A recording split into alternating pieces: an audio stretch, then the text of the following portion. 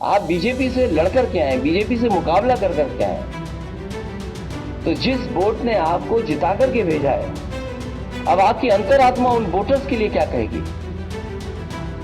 जो सामने आपके खड़े होंगे वोटर्स, उनका जवाब क्या देंगे? देखिए, इसके पीछे एकदम खुली बात है कि समाजवादी पार्टी चाहती है कि एनडीए जीते। जब तक प्रोफेसर राम गोपाल जी महत्वपूर्ण भूमिका में समाजवादी पार्टी में रहेंगे, तब तक समाजवादी पार्टी पर इसी प्रकार का ग्रहण लगा रहेगा। बहुत बड़े पैमाने पे सूचना बीजेपी की और आरएसएस क्या कर रही वो हमें देते थे। हमें तो दुख इस बात का, जानकारी हमें कौन देगा? क्या राज्यसभा चुनाव ने खोल दी अखिलेश की सियासत की पोल? सीबीआई के समन से न सिर्फ अखिलेश बल्कि पूरी समाजवादी पार्टी के भविष्य पर क्यों मंडरा रहा है खतरा? कैसे यूपी में 2027 से पहले खत्म हो जाएगा सपा का वर्चस्व? कहां पर, किस मेरिट पर लगातार अखिलेश करते आ रहे हैं बड़ी चूक? क्या बीजेपी को मिल गया है यूपी में वॉकओवर? नमस्कार, मैं हूं संजीव चौहान और आज बात राज्यसभा चुनाव में यूपी के मुख्य विपक्षी दल सपा की हार के असल मायनों, बीजेपी की सटीक चुनावी रणनीति और अखिलेश के पूरी तरह से फेल रहे मैनेजमेंट के कारणों और उन कारणों से भविष्य की सियासत पर पड़ने वाले असर की। दरअसल राज्यसभा चुनाव में बीजेपी ने अप्रत्याशित तौर पर अपने 8वें उम्मीदवार संजय सेठ को जिताकर अखिलेश की अब तक की पूरी सियासत और उनके मैनेजमेंट की पूरी तरह से धज्जियां उड़ा दी। ऐसे में गवाह के तौर पर ही सही, खनन मामले में अखिलेश को मिले सीबीआई के समन ने सपा खेमे की चिंताएं बढ़ा दी थी, क्योंकि अभी राज्यसभा चुनाव में मिली करारी हार का दर्द कम भी नहीं हुआ था कि एक और मुसीबत सामने आ गई, जो कितनी बड़ी है उसके संकेत आने वाले कुछ दिनों में मिल जाएंगे। क्योंकि मौजूदा वक्त में तो राज्यसभा चुनाव के ही चर्चे हैं और इसी का आकलन सपा कर रही है। जो लेट डाउन नियम है उनके तहत कार्रवाई होगी, और सबसे बड़ी बात तो यह है कि जिस बोर्ड से वो जीत करके आए हैं उसको कैसे फेस करेंगे आप?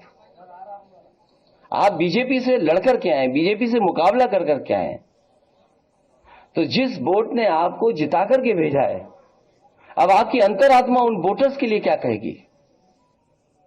जो सामने आपके खड़े होंगे वोटर्स, उनका जवाब क्या देंगे? तो बात यह है कि उत्तर प्रदेश की 10 राज्यसभा सीटों पर कुल 11 प्रत्याशी चुनाव मैदान में थे। इन 11 प्रत्याशियों में से 8 प्रत्याशी बीजेपी के और 3 प्रत्याशी समाजवादी पार्टी के थे। तो ऐसे में तय मापदंडों और विधायकों के जोड़ तोड़ और गणित के हिसाब से सपा के 3 और बीजेपी के 7 उम्मीदवारों का राज्यसभा चुनाव में जीतना लगभग तय माना जा रहा था।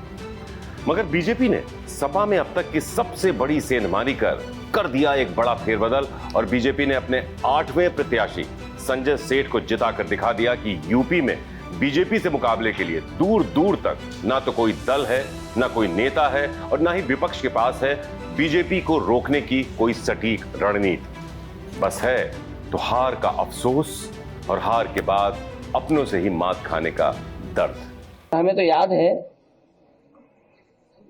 कि बहुत बड़े पैमाने पे सूचना बीजेपी की और आरएसएस क्या कर रही वो हमें देते थे।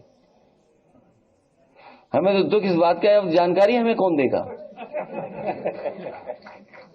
हमारे पीछे जो बैठते थे वो बीजेपी और आरएसएस की हमें सूचना देते थे कि अब हमें कौन देगा वो सूचना?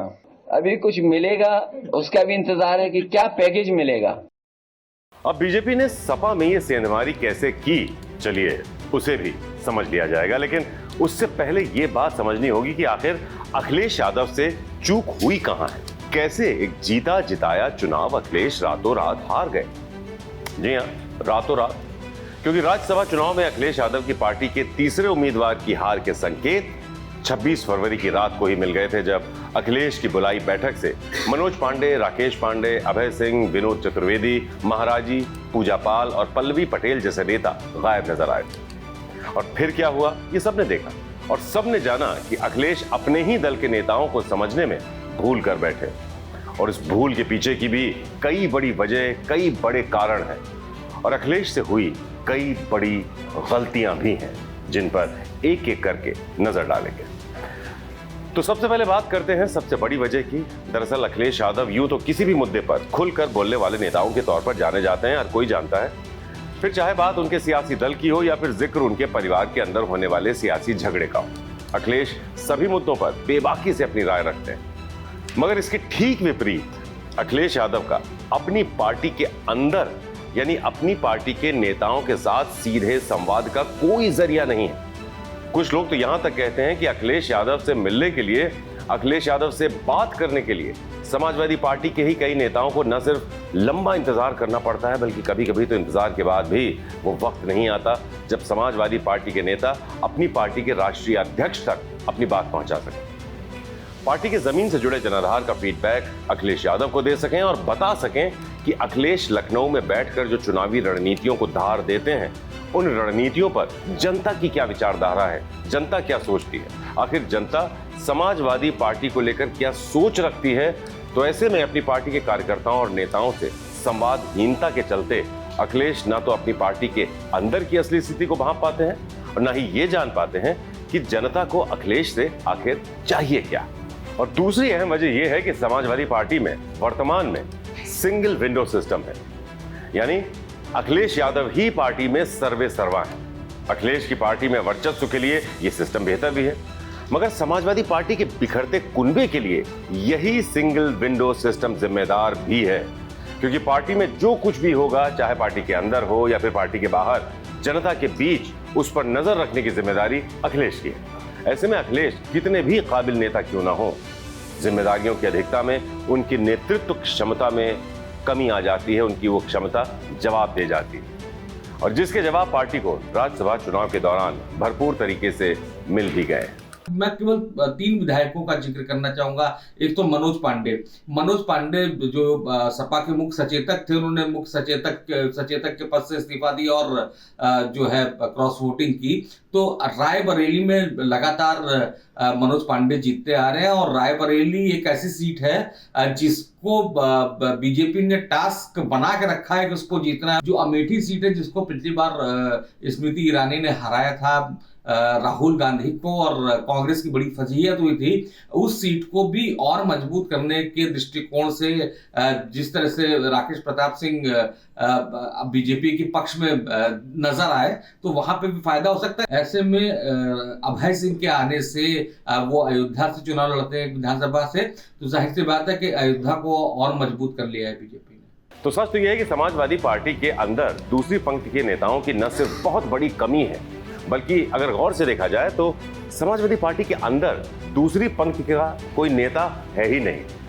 अब आप सोचेंगे कि आखिर इतना बड़ा कुनबा है अखिलेश यादव का, चाचा शिवपाल हैं, चाचा रामगोपाल हैं, भाई धर्मेंद्र हैं, तो फिर दूसरी पंक्ति के नेता की कमी आखिर क्यों है और कैसे है? तो गिनाने को तो ये नाम हैं, मगर इन सभी नामों और उनकी प्रतिष्ठा और उनकी शख्सियत की, अखिलेश के प्रति निष्ठा, सब कुछ मुलायम परिवार के ताने बाने के इर्द गिर्द घूमती नजर आती है, जिसके चलते जनता से जुड़ा असली फीडबैक रिश्तों में उलझी सियासत में और भी ज्यादा उलझ जाता है। वैसे माना तो यह जाता है कि पार्टी के अंदर कई गुट भी हैं, जिसमें एक गुट ऐसे नेताओं का है जिनकी सियासत जनता के जनाधार से नहीं बल्कि अखिलेश से उनके रिश्ते से जुड़ी हुई है। ऐसे में इस गुट में शामिल कथित नेताओं को अखिलेश का चाटुकार कहा जाता है और इन नेताओं पर लगते हैं अखिलेश को गुमराह करने के आरोप। और फिर बात आती है रामगोपाल यादव की। रामगोपाल यादव वही नेता, जी हां, अखिलेश के वही चाचा हैं जो उस दौर में भी अखिलेश के साथ खड़े थे जब चाचा शिवपाल ने अखिलेश को सियासी तौर पर बच्चा साबित करने की पूरी कोशिश की थी। ऐसे में रामगोपाल अब क्या करते हैं, क्या नहीं करते हैं, इस पर अखिलेश कुछ ज्यादा फोकस नहीं करते, कुछ ज्यादा ध्यान नहीं देते, और माना यह जाता है कि अखिलेश ने रामगोपाल यादव को फ्री हैंड दे रखा है। और तो और खुद स्वामी प्रसाद मौर्य भी कह चुके हैं कि जब तक रामगोपाल यादव समाजवादी पार्टी में बड़े पद पर रहेंगे तब तक समाजवादी पार्टी की स्थिति संभलने वाली नहीं। 27 फरवरी को हुए राज्यसभा चुनाव के दिन भी कुछ ऐसा दिखाई भी दिया। जब तक प्रोफेसर रामगोपाल जी महत्वपूर्ण भूमिका में समाजवादी पार्टी में रहेंगे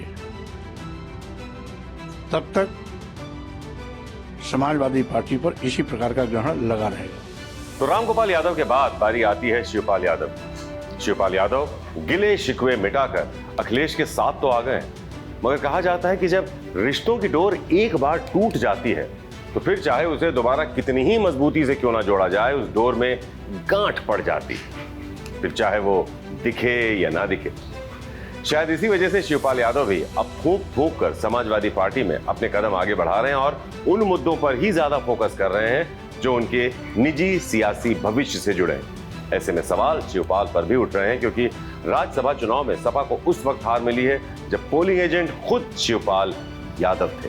तो ऐसे में अखिलेश को जरूरत है वक्त रहते पार्टी को बेहतर तरीके से रिस्ट्रक्चर करने की, लखनऊ से निकलकर बूथ स्तर तक अपनी सियासत के दायरे को बढ़ाने की, ताकि पार्टी के अंदर और जनता के बीच मौजूद आखिरी व्यक्ति तक वो पहुंचे, उसकी राय से वाकिफ हो, उस आखिरी व्यक्ति से सीधे कनेक्ट कर अखिलेश यादव सत्ता से अपने कनेक्शन को स्थापित करने के लिए कदम अपने आगे बढ़ा पाए।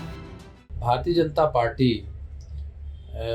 मजबूत है और 2024 को चुनाव को लेकर की जितने विधायकों अगर आप चर्चा कर लें, मैं मनोज पांडे की बात कर लूँ, मैं अभय सिंह की बात कर लूँ, मैं राकेश सिंह की बात कर लूँ, तो ये इन पर पार्टियों का, मनोज पांडे को छोड़ दें तो बहुत सारे प्रत्याशी ऐसे थे जो स्वयं से जीत के आते थे, पार्टी उन पर कोई बहुत मतलब नहीं रखती थी। तो समाजवादी पार्टी इन जगहों पर कमज़ोर हुई है और कमज़ोर ही नहीं, अगर रणनीतिक तौर पे देखें तो जिसको ऐसे चुनावों में व्हिप जारी करना होता है, जो आपके पार्टी का संचेतक है, मनोज पांडे नेताजी के समय से अखिलेश यादव की सरकार में अहम पद और अहम मंत्री की भूमिका में रहे और वो चले जाते हैं और आपको कानो कान खबर नहीं होती है। खैर, ये तो बात रही अखिलेश से हो रही गलतियों की और उन्हें सुधारने के तरीकों की।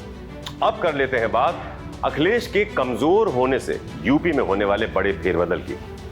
दरअसल 2022 में विधानसभा चुनाव में अखिलेश यादव के नेतृत्व में समाजवादी पार्टी बीजेपी के बाद यूपी में सबसे ज्यादा सीटें जीतने वाली पार्टी तो बन गई थी, मगर इस उपलब्धि को बरकरार रखना और 2024 के लोकसभा चुनाव के साथ 2027 के विधानसभा चुनाव में इसे फिर से भुना पाना अखिलेश यादव के लिए बड़ी चुनौती ही रहेगा। क्योंकि 2022 विधानसभा चुनाव में अखिलेश भले ही पार्टी का नेतृत्व कर रहे हो, मगर तब नेताजी मतलब मुलायम सिंह यादव जी भी मौजूद थे। भले ही वो सार्वजनिक तौर पर सियासत में उतने सक्रिय ना दिखते रहे हो, मगर निजी तौर पर अखिलेश के लिए वो उपलब्ध थे और बड़ी बड़ी सियासी उलझनों को अपने अनुभव से सुलझाने की कुव्वत रखते थे। मगर अब अखिलेश अकेले हैं और सामने चुनौती है बीजेपी जैसे बड़े दल, बीजेपी जैसे सटीक सोचने वाले, हमेशा राजनीति के बारे में जोड़ तोड़ करने वाली पार्टी जो हमेशा राजनीति में जीती है, ऐसी मजबूत बीजेपी से उनका मुकाबला है। अब अखिलेश से हुई हर एक चूक अखिलेश के साथ साथ पूरी पार्टी के भविष्य को अंधेरे में ढकेलती जाएगी, क्योंकि सपा के अलावा यूपी में अभी कोई भी ऐसा दल भी नहीं है जो बीजेपी के सामने आ पाए। सामने से टक्कर देना तो दूर की बात, बीजेपी के सामने चुनौती बनने तक की कोशिश करने के बारे में भी सोच सके। अब ऐसे में अखिलेश का कमजोर होना बीजेपी को यूपी में वॉकओवर दे देगा, जिसके परिणाम यूपी के पॉलिटिकल सिनेरियो को पूरी तरह से बदल कर रख देंगे। ऐसा ही तो हुआ भी है राज्यसभा चुनाव में। अखिलेश के पूरी तरह से फेल मैनेजमेंट के ही तो संकेत मिले हैं इस चुनाव में।